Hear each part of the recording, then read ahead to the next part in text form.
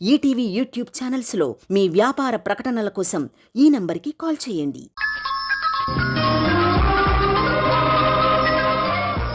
Proof చూపిస్తే నన్ను అమ్మ అని నమ్ముతావా? నన్ను అమ్మ అని పిలుస్తావా? చెప్పు శశి. నిజంగా సింధు దగ్గర ఏదైనా ప్రూఫ్ ఉందా ఏంటి? లేదంటే ఇది ఇలా మాట్లాడదే. ఆ ప్రూఫ్ చూసి శశి దాన్ని అమ్మ అనుకుంటే అప్పుడేంటి పరిస్థితి? నువ్వు చూపించు, అప్పుడు నమ్ముతా.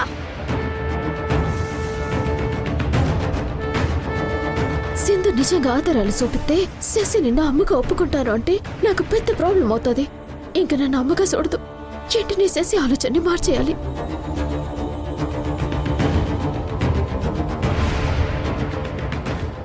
శశి, ఏందమ్మీ శశి నువ్వు కూడా?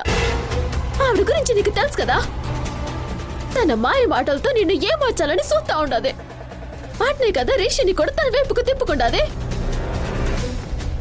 అప్పుడే కదా నీకు రిషికి మధ్య గొడవ కూడా వచ్చుండదే. అది తెలిసి కూడా నువ్వు ఆవిడ మాటలు పట్టించుకొని ఆలోచిస్తున్నావేంటి? వదిలే. నీకెందుకు అంత ఉలుకు? శశి నన్ను అమ్మగా ఒప్పుకుంటే నువ్వింక ఇంట్లోంచి వెళ్ళిపోవాల్సి వస్తుందని భయపడుతున్నావా? ఈ ఇంటి నుంచి నేనెందుకు వెళ్ళిపోతానమే? పోయేది నువ్వే. రిషి శశి నాకు పుట్టిన పిల్లలు అని తెలిస్తే అన్ని నిజాలు బయటకొస్తాయి.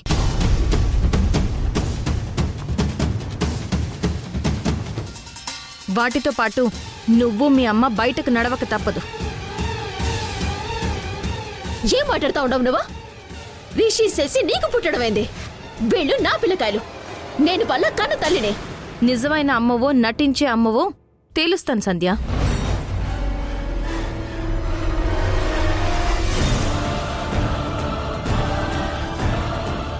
నువ్వు నాకు ప్రూఫ్ చూపించు, అప్పుడు అది నిజమైతే నిన్నే మా అమ్మని ఒప్పుకుంటాను.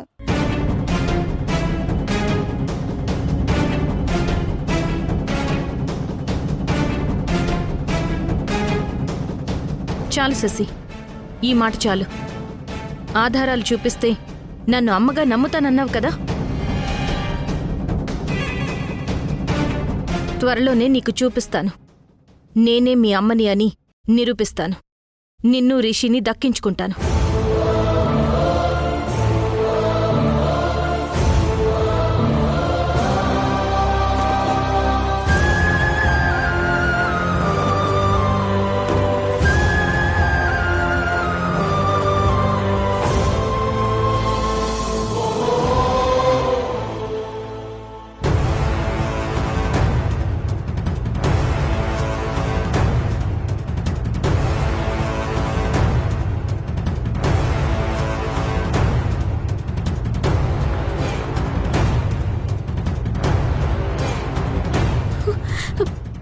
ఏంది శశి, ఎందుకలా ఉన్నావు? ఆవిడ తప్పుడు ఆధారాలు చూపించి నేను మోసం చేస్తాది. అప్పుడు కూడా నువ్వు నమ్ముతావా? అమ్మా, నువ్వెందుకు టెన్షన్ పడుతున్నావు?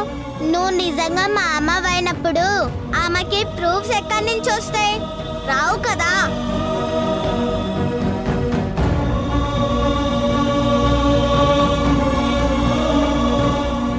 నా టెన్షన్ దేని గురించో చిన్నపిల్లకాయవి. నీకెట్టా తెలుస్తుంది? సింధు నిజంగా ప్రూఫ్ చూపిస్తే నువ్వు రిషి నాకు దూరం అయిపోతారు. మీరు దూరం అయితే యశపి నన్ను పట్టించుకోడు. అదే కదా నా అసలు టెన్షన్. ఇప్పుడు నేను ఏడ్ చేయాలి.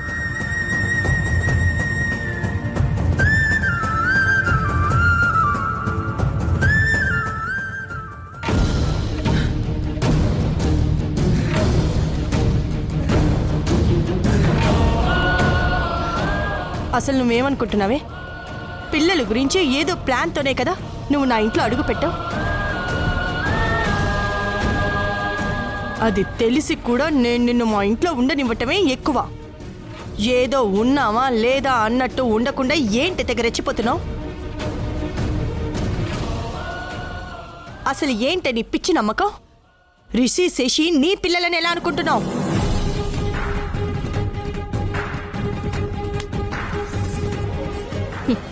నాకుండే నమ్మకం నాకుంది. అది మీకు చెప్పాల్సిన అవసరం నాకు లేదు. అందుకేనా ఏకంగా శశితో డైరెక్ట్గా నీకు ప్రూఫ్లు చూపించి నేను నీ తల్లిని అని నిరూపిస్తాను అన్నావు. అవును, నీ పిల్లలు కాని వాళ్ళని నీ పిల్లలని ఎలా ప్రూఫ్లు తెస్తావే? ఏ ధైర్యంతో ఆ మాట అన్నావు? ఎందుకే నవ్వుతున్నావు? ఆ ధైర్యం మీ వల్లే వచ్చింది. నా వల్ల తనకి ధైర్యం వచ్చిందంటుందేంటి? కొంపదీసి నేను డాక్టర్తో మాట్లాడడం అంతా ఇది వినేసిందా? అందుకే శశి దగ్గర అలా మాట్లాడిందా? ఏంటి ఆలోచిస్తున్నారు? నిజం బయటపడకుండా నేనింత జాగ్రత్తగా మెయింటైన్ చేసుకుంటూ వస్తుంటే నా నుంచి దీనికి ఎలా నిజం తెలిసిపోతుందా అని మీలో మీరే కంగారు పడుతున్నారు కదా? అమ్మో, ఇది మనసులో అనుకున్న మాటలు కూడా కనిపెడుతోంది. ఇది మామూలుది కాదు. మీ కంగారుకి అర్థం ఉంది. ఎందుకంటే మీ వల్లే నేను నిజం తెలుసుకోబోతున్నాను. రిషి శశి నా పిల్లలే అనడానికి ఆధారాలు సేకరించబోతున్నాను. ఎలా సేకరిస్తావు? ఎక్కడ? ఎవరి దగ్గర సేకరించబోతున్నావు? అమ్మా, ఆశ దోశ అప్పడం నేను చెప్పనుగా. చెప్తే దాన్ని మీరు నాకు దొరకకుండా చేస్తారు.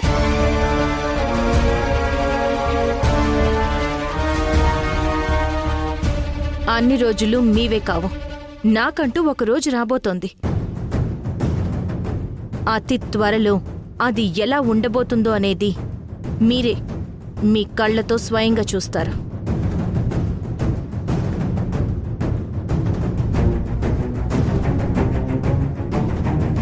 మీ రుణం నేను ఎప్పటికీ తీర్చుకోలేను. ఆఫీస్కి టైం అవుతుంది, వస్తాను.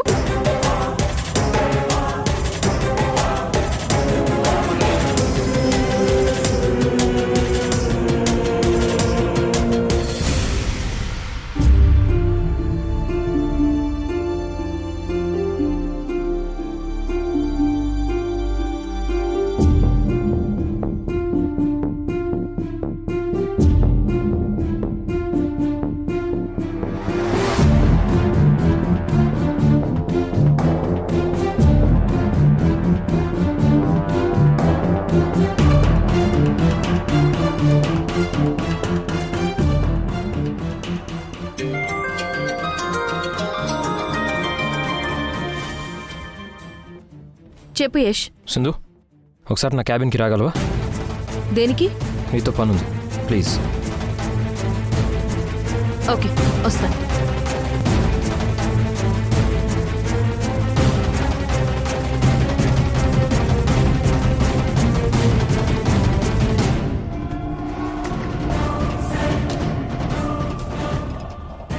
చెప్పు యష్.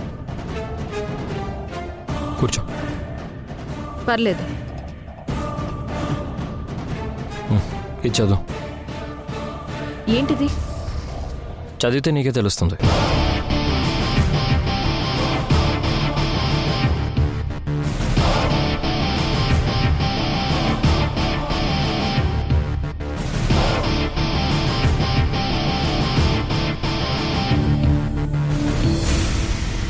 నమ్మలేకపోతున్నాను యష్.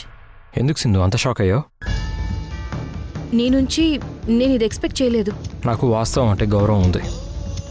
తన వల్లే ఇవాళ నా పిల్లలు బతికున్నారు. అతనికి ఏమి ఇచ్చినా నేను తీర్చుకోలేనంత రుణపడున్నాను. అందుకే ఈ ప్రాజెక్ట్ క్రియేటివ్ హెడ్గా వాట్సాప్ పేరుని అనౌన్స్ చేద్దాం అనుకుంటున్నాను.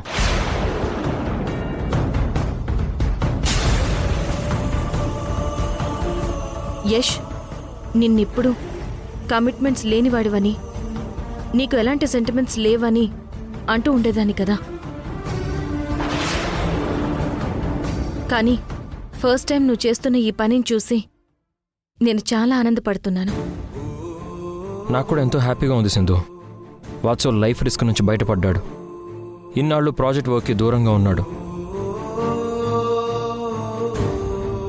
తను లేకపోయినా తన వల్లే ప్రాజెక్ట్ వర్క్ నడుస్తుందని తెలిస్తే తను సంతోషపడతాడు. అందుకే ఈ డెసిషన్ తీసుకున్నాను.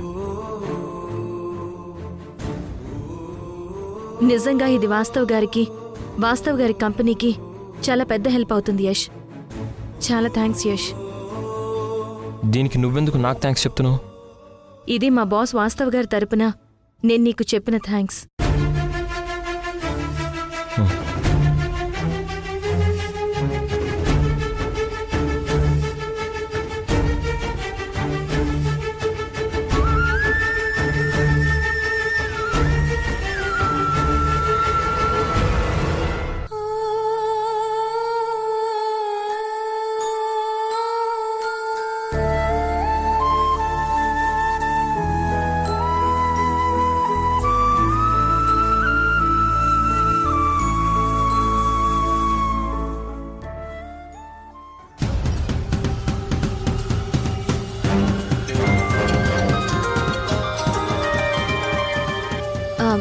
గౌతమ్, నేను చెప్పిన పని ఏం చేసావు?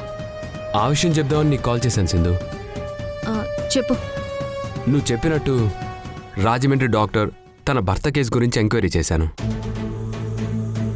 సింధు, ఫ్రెండ్గా నా సలహా ఏంటంటే ఇందులో నువ్వు ఇన్వాల్వ్ కాకుండా ఉంటేనే మంచిది. ఏమైంది? ఆ డాక్టర్ వాళ్ళ హస్బెండ్ ఓ ఫినాన్స్ కంపెనీ పెట్టి చాలా మందినే మోసం చేశాడు. డీప్గా ఎంక్వైరీ చేస్తే అందులో వాళ్ళతో పాటు ఉన్న వాళ్ళ పార్ట్నర్ హస్తం కూడా ఉందని తెలిసింది. ఆ డాక్టర్ తన భర్త ఈ సిటీలో ఎక్కడుంటున్నారో తెలిసిందా? లేదు సింధు, మా వాళ్ళ చేత సెర్చ్ చేయించాను. వాళ్ళు సిటీలో ఎక్కడుంటున్నారో ట్రేస్ అవడం లేదు. ఐ థింక్ వాళ్ళు ఎప్పటికప్పుడు ప్లేసులు మారుస్తున్నారు అనుకుంటాను. బట్ కేస్ డీటెయిల్స్ చూసిన తర్వాత ఒక్క విషయం అయితే చెప్పగలను. ఏంటది గౌతమ్? ఆ డాక్టర్ తన భర్త మోసం చేశారనిపించడం లేదు. ఇదంతా ఆ పార్ట్నర్ పనే అనిపిస్తుంది. బట్ వాళ్ళు తప్పు చేసినా చేయకపోయినా ఫినాన్స్ కంపెనీ వాళ్ళ పేరు మీద ఉంది కాబట్టి కేసు వాళ్ళ మీద నడుస్తుంది. నా పరిస్థితి అదేగా గౌతమ్. నేను తప్పు చేయకపోయినా ఇప్పటికీ శిక్ష అనుభవిస్తూనే ఉన్నాను. గౌతమ్, ఆ డాక్టర్ వాళ్ళని కాపాడడానికి ఏదైనా మార్గం ఉందా? ఒకే ఒక దారి, యాంటిసిపేటరీ బెయిల్ తీసుకుని జనాలకి పోలీసులకి దొరకకుండా సరైన టైంలో కోర్టులో జడ్జి గారి ముందు సరెండర్ అవడం బెటర్. గౌతమ్, నువ్వు ఒక పని చేయగలవా? సారీ సింధు, ఒకసారి నీకు హెల్ప్ చేసి నా బెస్ట్ ఫ్రెండ్ యష్కి శత్రువు అయ్యాను. మళ్ళీ ఆ తప్పు చేయలేను.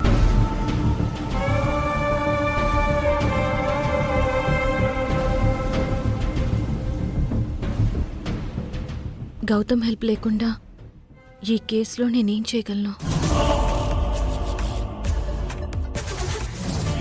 అలా అని ఆ డాక్టర్ని మాత్రం వదిలేయకూడదు.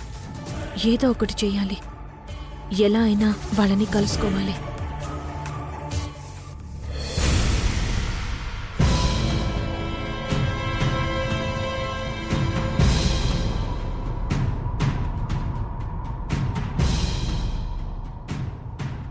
నానమ్మ, నాకు డౌటు.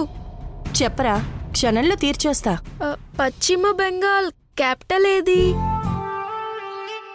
కోల్కతా. నాగాలాండ్ క్యాపిటల్? కోహిమా.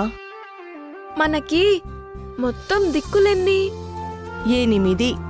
తూర్పు, పడమర, ఉత్తరం, దక్షిణం, ఈశాన్యం, ఆగ్నేయం, నైరుతి, వాయవ్యం.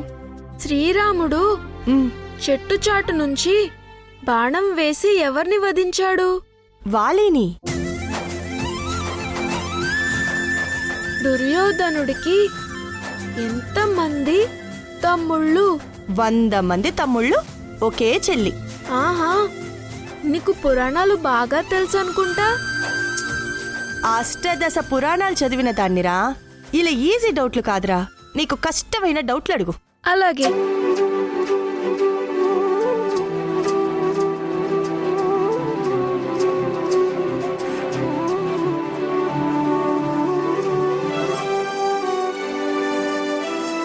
మన భారత్లో first Vande Bharat express train ఎక్కడ స్టార్ట్ అయింది? వారణాసి నుండి న్యూఢిల్లీ వరకు వెళ్ళింది. హే, భలే భలే భలే. కష్టమైన ప్రశ్నకి వెంటనే సమాధానం చెప్పావు. మీ నానమ్మంటే ఏమనుకున్నావు మరి? ఇంకో టిపికల్ క్వశ్చన్ అడుగు, నేను రెడీ. ఉక్రెయిన్ రష్యా యుద్ధం స్టార్ట్ అయ్యి ఇప్పటికి ఎన్ని సంవత్సరాలయ్యింది? 2 సంవత్సరాలయ్యింది. మొన్ననే ఈటీవీ న్యూస్ లో విన్నాను. నానమ్మ నువ్వు సూపరు. ఏ డౌట్ అడిగినా టక్క టక్క ఆన్సర్స్ చెప్పేస్తున్నావు. నువ్వు గనక టీచర్ అయి ఉంటే స్టూడెంట్స్ అందరికీ 100కి 100 మార్కులు వస్తాయి. టీచర్ ఏంట్రా, నాకు పెద్ద ఇంట్రెస్ట్ లేదు, కానీ లేదంటే టీచింగ్ ఫీల్డ్ లోకి వెళ్ళుంటేనా ప్రొఫెసర్ అయ్యుండేదాన్ని.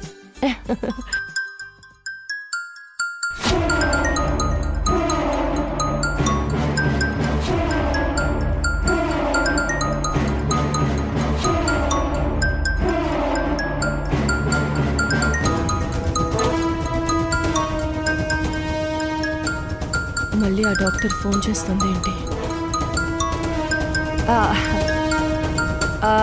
రిషి, నువ్వు చదువుకుంటూ ఉండు, నేను వెళ్ళి ఫోన్ మాట్లాడొస్తాను. అలాగే నానమ్మ.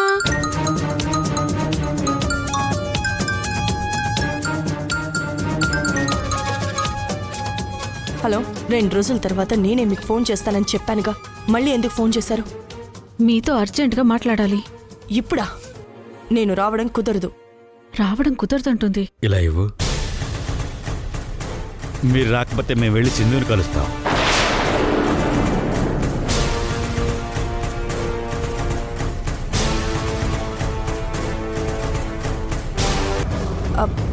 వద్దు, అంత పని చేయకండి. వస్తాను. ఇంతకు ఎక్కడికి రావాలి? మొన్న మనం కలిసి మాట్లాడుకున్న గుడి ఉంది కదా, అక్కడికి ఇంకో గంటలో వచ్చేయండి. ఏది? నార్సింగ్ దగ్గర ఔటర్ రింగ్ రోడ్ పక్కన టెంపులే కదా? అవును, అదే. వస్తాను. వెంటనే ఈ విషయం అమ్మకి ఫోన్ చేసి చెప్పాలి. రిషి, ఎక్కడికి రా వెళ్తున్నావు? ఇంకో బుక్ మర్చిపోయాను నానమ్మ. నా రూమ్ లో ఉంది, వెళ్ళి తెచ్చుకుంటాను. సరే వెళ్ళు.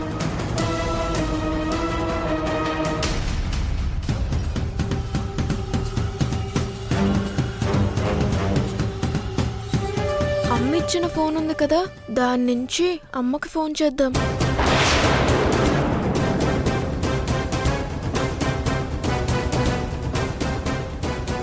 రఘు, ఒకసారి క్యాబిన్లోకి రా.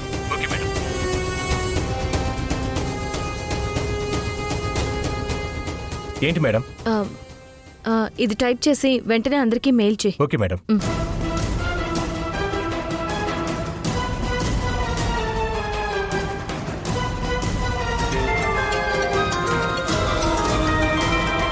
రిషి ఫోన్ చేస్తున్నాడంటే ఏదో ఇన్ఫర్మేషన్ దొరికినట్టుంది.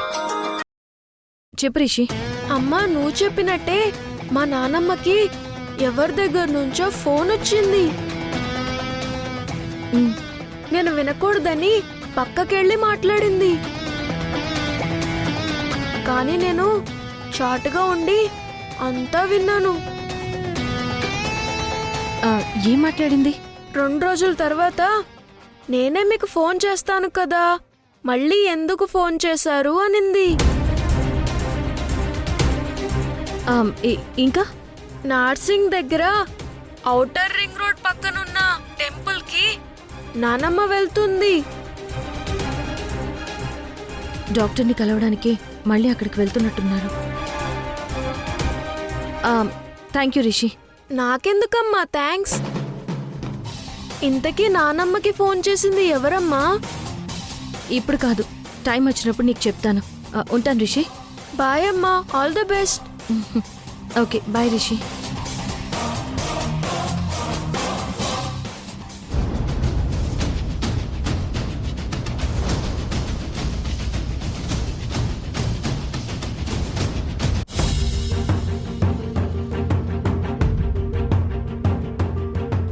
సింధు, ఎక్కడికి వెళ్తున్నావు? చిన్న పనుంది మేడం, వెంటనే వచ్చేస్తాను. నోనో, అర్జెంట్ మీటింగ్ పెట్టుకొని ఎక్కడికి వెళ్తావు? మీటింగ్ అయిన తర్వాత వెళదు గాని.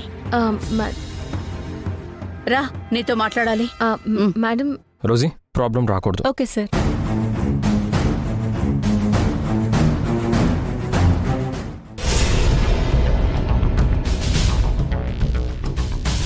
ఎక్కడికి వెళ్ళాలి? నార్సింగ్ దగ్గర ఉన్న గుడికి వెళ్ళాలి. సరే సరే, ఎక్కండి ఎక్కండి.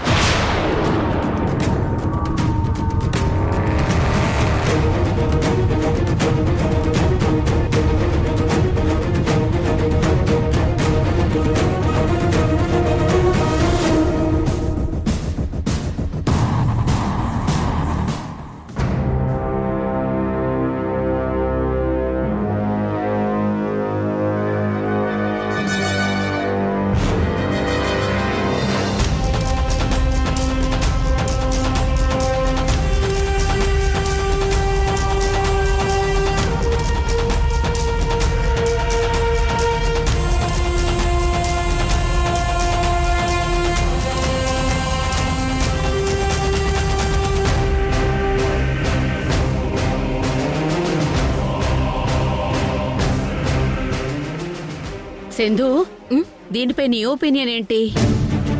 ఆ, ఆ, అది మేడం,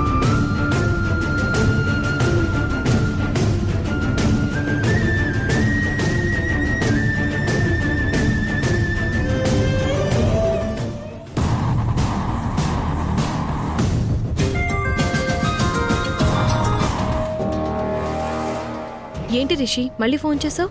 నానమ్మ పోలీసులకి ఫోన్ చేసింది.